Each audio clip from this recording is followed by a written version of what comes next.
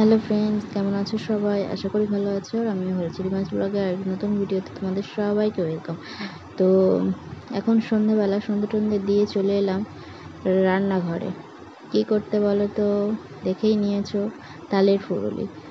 যেহেতু এখন তালের সিজন, তো তালের সিজনে তালের ফুরুলি খাবো না এটা তো হয় না।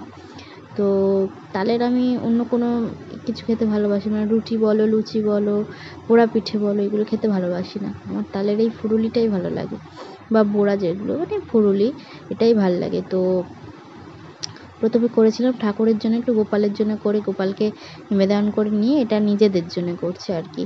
তো সব কিছুর থেকে তালের ফুরুলিটা খেতে আমার সব থেকে বেস্ট লাগে। কার কার এই তালের ফুরুলি খেতে ভালো লাগে আমাকে কমেন্ট করে জানাবে। কিন্তু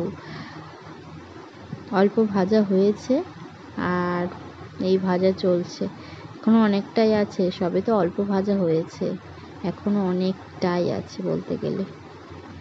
এই সবে এইটুকুটা ভাজা হয়েছে।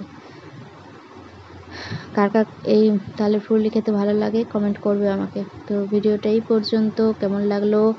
Like, comment, share and subscribe.